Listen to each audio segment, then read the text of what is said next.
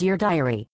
It's me again, Eliza Snyder, in the year 2013, where I have been soared to the age of 20. I've been rewatching old episodes of my video diary as the world turns, and once again, I find myself deeply disturbed by my mother's stupidity. She is almost as irritating as the constant camera changes in this video. Tuesday actually started out on a decent foot.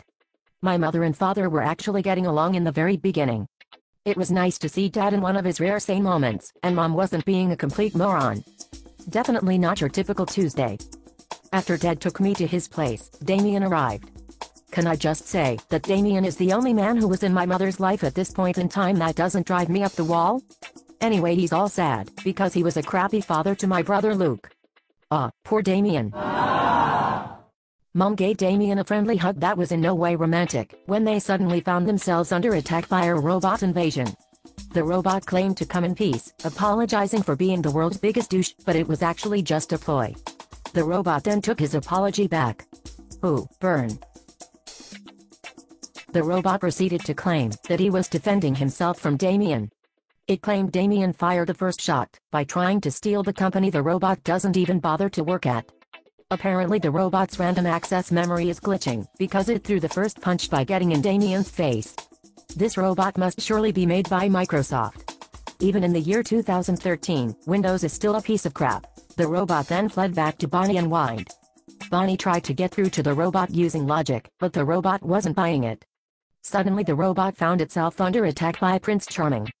The prince did exactly what the robot did that started the entire war. It ordered the robot to stay away from Mom. If either of them were smart, they'd take each other's advice. Dad overheard the robot prince argument and decided to seize the opportunity. He went to Meg and told her that I was spending time with Grandma Barbara.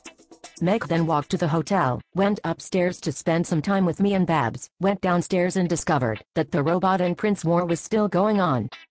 Dad, proving that he has learned that all his meddling always comes back to bite him, decides to start meddling again. He cut the prince's fuel line, which the prince blamed the robot for. I was surprised the prince fell for this obvious deception. You can tell by the robot's bad haircut that it doesn't even know what a blade is. If the robot wanted to sabotage the prince's ship, it would have simply given the ship its usual blank stare and shot it with its robot death ray. So the prince-robot war continues thanks in part to the genius of my father. It's really sad to think that there are people who are even stupider than Dad. Meg, meanwhile, pretends to be angry, but is secretly pleased that the spell she cast has caused so many men and robots to fall in love with her despite her boring personality. In other news, Casey may be even stupider than the prince, the robot, and my father. He complains that Adam is lying and manipulating people, despite the fact just last week Casey lied to his mother and manipulated Allison into hiding Adam's watch. I would tell Casey he's the pot calling the kettle black, but I don't think he would understand the analogy.